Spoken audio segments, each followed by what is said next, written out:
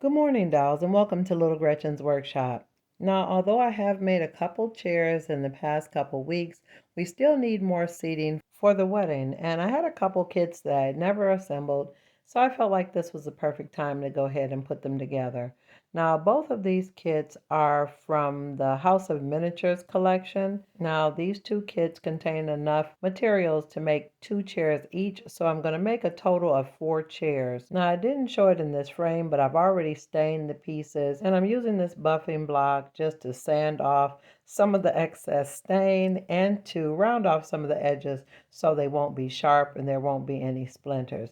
I do want the chairs to look a little bit worn. Now, this particular kit, the pieces are very minimal. It's a very simple process of assembling it, and it actually has all the pieces included. Now, I'm looking at the seat to the other kit, and you can clearly see that the seats are a totally different size.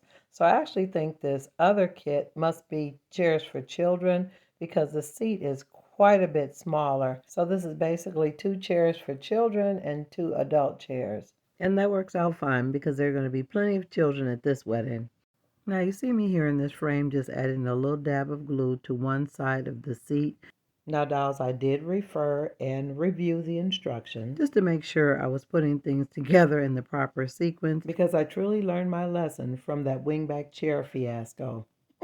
Now, one of the really great things about kits is that everything has been pre-decided, already perfectly measured and cut. So if you follow the instructions, you can end up with some really nice pieces. And here I am adding glue to the other side of the seat and carefully adding the second side to the chair. Now I'm going to leave that alone and allow it to dry. Now there are some other pieces that go along with it, but I'm going to allow those legs to dry firmly before I handle it any further. So while those chairs were drying, I went on to work on the set of Queen Anne chairs. Now I did do a quick glance of the instructions to get a general overview of the construction of the chair, primarily for the base of the seat because it had the most little pieces. Now, just like the other chair, I had already stained all the pieces, which is really a good practice because it helps prevent you from getting glue stains on the wood after everything's assembled, because if there's glue on the wood, it won't accept the stain. So in this frame, I'm just sorting everything out, all the pieces I'm going to need for each base, and it looks to be pretty simple based on the pictures, but something really odd happened. I started to try to put together the pieces on the bottom of the base. And at first glance, I just thought the tiny blocks were just square blocks. But I realized after a while they weren't lining up properly. And I couldn't figure out why until after struggling with it a little while, I realized they actually weren't blocks. They were cut kind of in an angle shape to fit the kind of trapezoid shape of the seat. And armed with that new knowledge and a clearer understanding of the design of the pieces, I was able to go ahead and assemble the bottom of the other seat. Now, while that's drying, I can go back to my original chair. Now, although it's not fully dry, it's dry enough for me to handle it and go ahead and add the back rails to the chair. Now, I'm really glad that I didn't allow it to dry fully solid because I realized based on the design, I needed to create a little bit of tension to make the side rails of the chair touch the middle rungs and hold everything together. Now this kind of gives you a image of what it's supposed to look like. I really didn't like the back of the chair having the two pieces so close together, so I adjusted mine and made it a little bit lower. So it's not a true trick out, it's just more of a slight modification. And although they're different from the picture, I just made sure that they match so that they together look uniform. Now, although I did do a light stain on the wood before I assembled it, I really wasn't pleased with the color. So I got a jar of stain and some of the stain markers so I can enhance the colors when I'm done. Now, while the little children's chairs are drying, I can go ahead and finish adding some additional pieces to the Queen Anne chairs. Now the bases are pretty much set, so I felt like it was okay to go ahead and add the part that's going to support the seat. So again, I did consult with the instructions because I really didn't want to mess this up. And anytime you want to avoid certain problems, it's always good to check with the intent of the creator. And although the directions were pretty straightforward, it was a lot of reading. So I was really glad that they included pictures. So I went on to add the side pieces to the base, which are going to support the cushion when I'm done. And dolls, at this point, I really feel good about the way things are coming together. I really felt like Daddy would be proud of me right now because I'm taking my time, allowing things to dry, placing things neatly. Dolls, if you only knew how many kits I destroyed as a child. I can't believe Daddy kept buying them.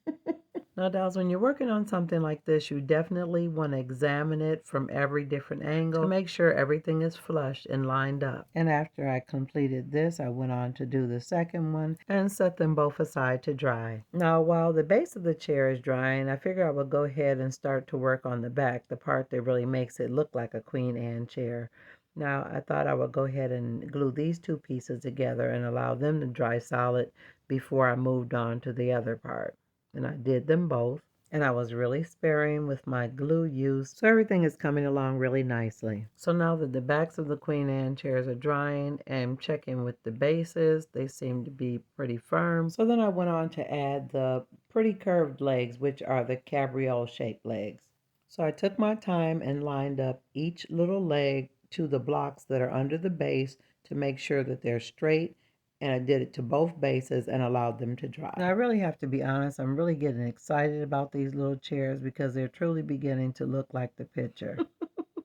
So when I felt like the front legs were pretty secure and firm, I went on to add the back piece, which is going to create the area that's going to support the back legs. So it's really a delicate dance because it needs to be aligned in the center of the blocks just to leave enough room for those legs to rest. So in this frame, I'm just letting you see it from another angle, how I placed it and lined it up with the back, which again leaves those teeny little niches on the side to add the really thin legs. Dolls, I'm so tickled the way this is turning out, and I'm very pleased with myself for taking my time. And I want to encourage you to explore the use of kits. They're a great and inexpensive way to decorate your dollhouse and really end up with some really lovely pieces. It'll also help you develop patience in the process, and vintage kits are generally budget friendly. So definitely take the time to consider the possibility of using kits to build your collection. There are a lot of options available at really great prices, and you'll learn some very valuable things about furniture construction. Working with kits truly help you to develop your eye as a miniaturist, to help you become more familiar with proportions and even the thicknesses of your wood. And I think it's really effective in giving you some of the basic and fundamentals of the delicate, tedious process of what goes into creating a beautiful miniature. And it even helps you to have a better understanding and even more respect for when some miniatures cost more. Now, at this stage, I think all my little chairs really turned out great, although I do think they need some more stain. I like them, but I'm not quite done with the Queen Anne chairs because they're not side chairs, they're actually armchairs. So I dry fitted the little arm support and then added glue into the little niche and then placed the support in and allowed it to dry. Now, to distract myself from handling the little chair while the supports were drying, I went on to add additional stain to the original chairs, or the chairs that I've said are the children's chairs. Now, dolls, it's not a good practice to use your stain straight out of the can. You should separate it into a smaller container, but I guess I haven't learned that lesson yet. In order to keep my stain from getting too dark on the chairs, I'm adding little dabs of it and then gently rubbing it with my hand to blend it in so that the stain will be deeper, but that it won't be heavy. Now here I'm gently adding the arm of the chair to the rest and attaching it to the back of the slim leg of the chair. Now when you're doing this, make sure you examine it from all sides to make sure everything's aligned properly and balanced. Now these two pieces to me were the most tedious and the most delicate as far as the process of building this chair because everything needs to line up and the pieces are so fine the slightest touch can throw them off balance. So you definitely need a quiet room and a steady hand to do those arms. I proceeded to do the second arm to complete the build. So, dolls, I definitely want to encourage you to try out some kits. While sitting here looking at these two cute little chairs really reminds me of something I was trying to make when I was a little girl. When I was probably about 11 or 12, I made this little chair and I carved the legs out of some scrap pieces of wood that I had found. And now looking at it closely, I guess I was truly trying to make me a little Queen Anne chair.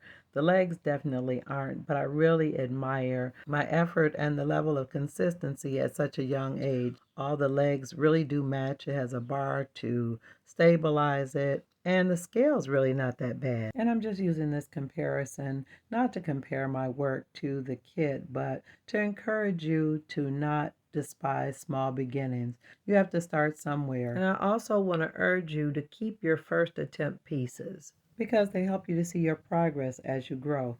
And also make sure you date your pieces so you can really appreciate the value of practice. So here we are again, dolls, doing upholstery. So these are going to be much simpler than when I was working on the wingback chair. And if you haven't seen the wingback chair video, I will put a link in the description. Now this is the fabric that came in the kit, and we will absolutely not be using it to upholster my new chairs. I have this lovely purple striped fabric that I think will make it look very regal and grand.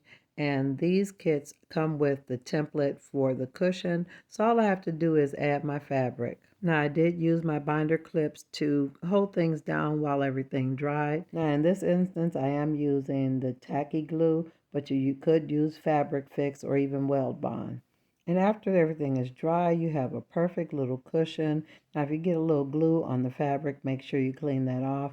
But see how perfectly that fits in there? And that is the great thing about kits, is that everything works perfectly because it's already been predetermined. But you can make it uniquely yours by the fabric you choose and the finish you use on the wood. So I chose a different fabric and went on to do the same thing for the smaller chairs, and then made sure they fit, and then added a little glue. And now all of my chairs are completely assembled, stained, and the cushions are upholstered. Now that all my cushions are on, I'm really pleased with how these little chairs turned out. So now we have additional seating for the wedding. So two vintage kits from the 80s made me 4 chairs. Now, dolls, if you enjoyed this video today and you want to see more content like this, go ahead and subscribe. And always look for me on Mondays and Wednesdays after 7:30 p.m. Eastern Standard Time. And I'm looking forward to seeing you all on the next episode of Little Gretchen's Workshop. Bye-bye now, dolls.